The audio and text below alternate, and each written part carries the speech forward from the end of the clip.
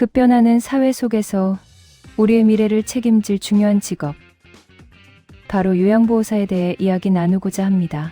특히 2026년 요양보호사 국가고시를 준비하시는 분들이나 요양보호사에 관심 있는 모든 분들을 위해 시험 준비부터 마음가짐, 그리고 미래 전망까지 심도 있게 다뤄보려 합니다. 초고령 사회로의 진입은 더 이상 미래의 일이 아닌 현재 우리가 직면한 현실입니다. 이러한 시대적 흐름 속에서 요양보호사는 단순한 직업을 넘어 우리 사회의 중요한 한 축을 담당하는 핵심 인력으로 자리매김하고 있습니다. 먼저 초고령 사회라는 거대한 흐름 속에서 요양보호사의 역할이 왜 그토록 중요해지는지부터 짚어보겠습니다. 대한민국은 2025년을 기점으로 65세 이상 인구 비율이 20%를 넘어서는 명실상부한 초고령 사회로 진입할 예정입니다. 이는 OECD 국가 중 가장 빠른 속도로 고령화가 진행되고 있음을 의미하며 노인 인구의 급격한 증가는 자연스럽게 요양보호사에 대한 수요, 폭증으로 이어지고 있습니다.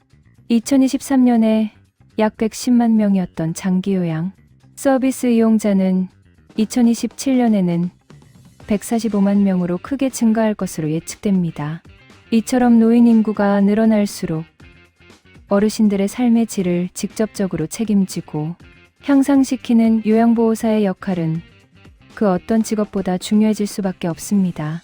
요양보호사는 단순히 어르신들의 일상생활을 보조하는 역할을 넘어섭니다.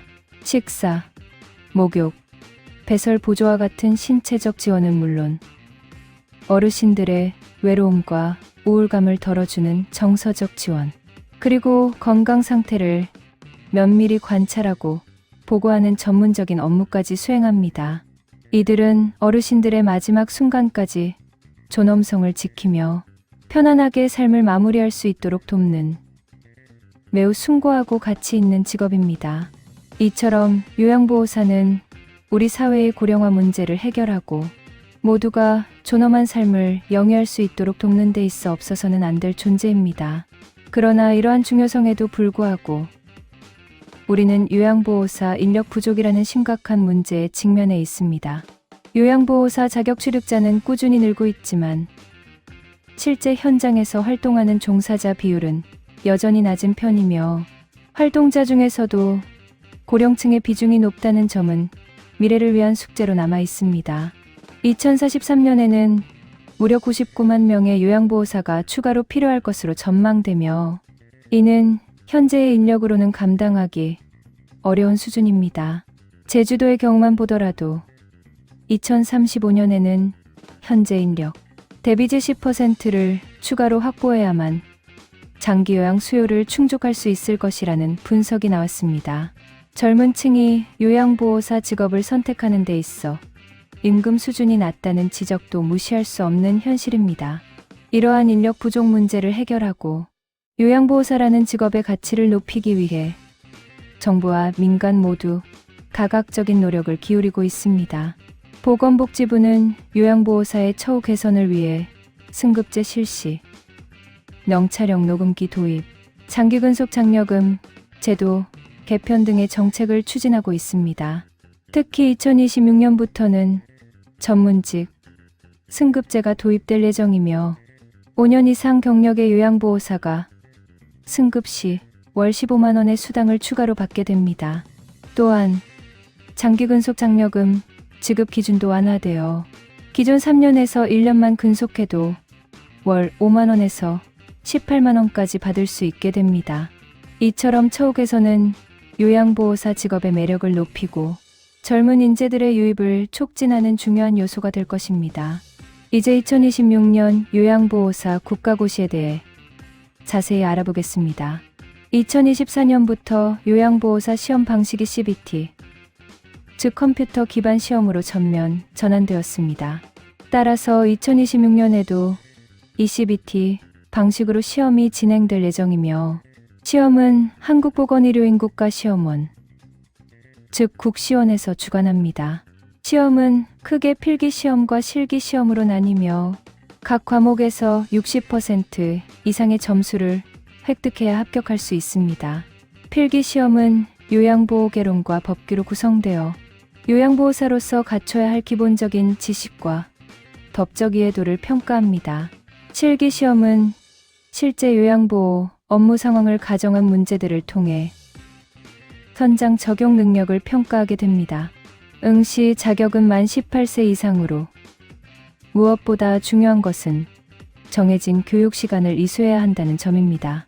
2024년부터 교육 시간이 대폭 강화되어 신규자의 경우 총 320시간의 교육을 이수해야 합니다. 이 교육 시간은 이론 126시간, 실기 114시간, 그리고 실습 80시간으로 구성됩니다. 사회복지사, 간호조무사 등 이미 관련 국가 자격증을 소지하고 계신 분들은 교육 시간이 단축됩니다. 예를 들어 사회복지사는 50시간, 간호조무사는 40시간으로 단축되어 이수해야 할 교육 부담이 줄어듭니다. 교육 이수 후에는 국시원에 시험 접수를 해야 비로소 국가고시에 응시할 수 있습니다. 2025년부터는 CBT 시험의 장점을 활용하여 시험이 매월 시행되므로 응시 기회가 훨씬 많아졌습니다. 그렇다면 2026년 요양보호사 국가고시를 어떻게 준비해야 할까요? 먼저 CBT 시험 방식에 익숙해지는 것이 중요합니다. 국시원 홈페이지에서 제공하는 모의고사를 적극적으로 활용하여 컴퓨터 화면으로 문제를 푸는 연습을 충분히 해야 합니다. 필기 시험의 경우 요양보호개론과 법규에 대한 개념을 확실히 이해하고 암기해야 합니다. 이론과 실기 교육 과정에서 배운 내용들을 꼼꼼히 복습하고 기출문제를 반복해서 풀어보며 문제 유형을 파악하는 것이 중요합니다. 실기 시험은 단순히 외우는 것만으로는 부족합니다. 실제 어르신을 대하는 것처럼 손동작이나 자세 등을 머릿속으로 시뮬레이션 해보거나 가능하다면 실습 교육 시 배운 내용을 실제 상황처럼 연습해보는 것이 좋습니다. 또한 요양보호사 교육기관에서 제공하는 특강이나 도충 수업을 활용하는 것도 좋은 방법입니다. 시험에 임하는 자세 또한 중요합니다. 요양보호사는 어르신들의 삶을 책임지는 중요한 직업인 만큼 단순히 자격증 취득을 넘어선 진정한 봉사 정신과 사명감을 가져야 합니다. 시험 준비 과정이 힘들고 지칠 때도 있겠지만 내가 돌볼 어르신들의 편안하고 행복한 노년을 상상하며 마음을 다잡는 것이 중요합니다. 또한 꾸준함과 성실함이 합격의 열쇠입니다.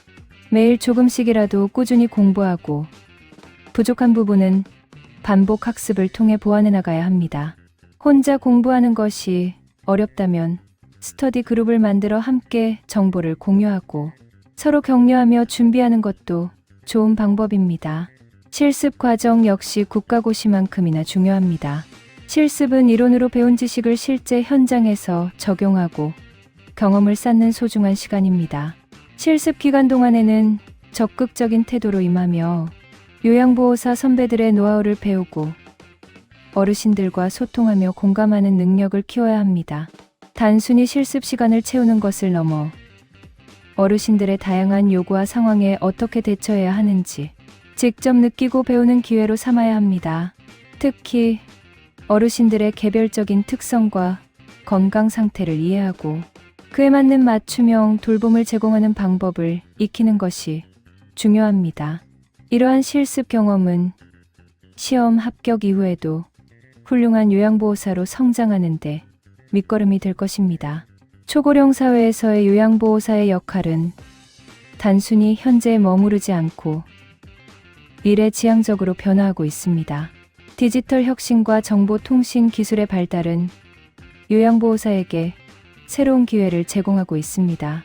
원격 건강 모니터링 시스템, AI 기반 건강, 예측 및 데이터 관리 시스템 등이 도입되면서 요양보호사는 보다 효율적이고 전문적인 케어를 제공할 수 있게 되었습니다. 이러한 기술 변화에 능동적으로 대응하고 끊임없이 배우고 발전하는 자세를 가진다면 요양보호사는 단순한 돌봄 인력을 넘어 혁신적인 돌봄 전문가로 성장할 수 있을 것입니다.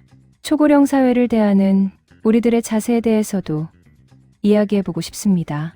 초고령 사회는 우리 모두에게 새로운 도전이자 기회입니다. 노인 인구의 증가는 사회 전반의 변화를 요구하며 우리는 이러한 변화에 유연하게 대처하고 새로운 관점을 가져야 합니다. 먼저 노인에 대한 인식을 긍정적으로 전환해야 합니다. 노년을 단순히 쇠퇴의 시기로 볼 것이 아니라 오랜 경험과 지혜를 가진 세대로 존중하고 사회에 기여할 수 있는 잠재력을 가진 존재로 인식해야 합니다. 어르신들이 사회의 일원으로서 활발하게 활동하고 참여할 수 있는 기회를 제공하며 그들의 경험과 지혜를 다음 세대와 공유할 수 있는 시스템을 구축해야 합니다. 또한 초고령 사회는 우리 개개인의 삶에도 영향을 미칩니다. 우리는 미래의 나 자신, 그리고 우리의 부모님과 조부모님을 위해 노인, 돌봄에 대한 책임의식을 가져야 합니다. 요양보호사라는 직업의 가치를 존중하고 이들이 더 나은 환경에서 일할 수 있도록 사회 전체가 관심을 가져야 합니다. 가족 돌봄의 부담을 줄이고 전문적인 돌봄, 서비스가 필요한 어르신들이 언제든 양질의 서비스를 받을 수 있도록 사회적 시스템을 강화하는 것도 중요합니다. 요양보호사는 정년 없이 오랫동안 일할 수 있는 직업이라는 장점도 있습니다. 이는 은퇴 후에도 경제활동을 이어가며 자아실현을 할 수 있는 좋은 기회가 됩니다. 또한 요양보호사로서의 경험은 가족을 돌보는 데 있어서도 실질적인 도움이 됩니다. 내 가족의 건강과 행복을 지키는 데 필요한 전문 지식과 기술을 습득할 수 있기 때문입니다. 2026년 최저임금 인상과 더불어 요양보호사의 실질 시급도 상승하고 있으니 경제적인 측면에서도 긍정적인 변화가 계속될 것입니다. 물론 아직 해결해야 할 과제들도 많습니다. 요양보호사의 노동 환경 개선, 도시와 농촌 간의 돌봄 서비스 격차 해소, 그리고 장기요양시설의 환경 개선과 입소자의 자율성 보장 등이 여전히 중요한 과제로 남아 있습니다. 이러한 문제들을 해결하기 위해 정부와 지자체, 그리고 우리 사회 구성원 모두가 함께 노력해야 합니다. 요양보호사의 처우 개선과 인식 제고는 이들이 자부심을 가지고 일할 수 있는 환경을 만들고 궁극적으로는 양질의 돌봄, 서비스로 이어질 것입니다. 마지막으로 요양보호사 보수교육에 대한 정보도 잊지 마세요.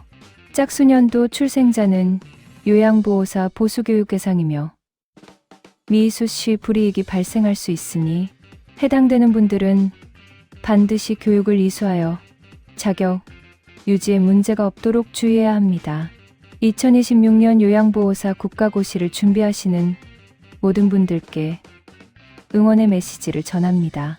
이 시험은 단순한 자격증 시험을 넘어 초고령 사회라는 우리 사회의 중요한 흐름 속에서 빛나는 역할을 수행할 준비를 하는 과정입니다. 열정과 사명감을 가지고 꾸준히 노력하신다면 분명 좋은 결과를 얻으실 수 있을 것입니다.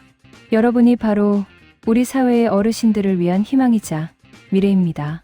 감사합니다.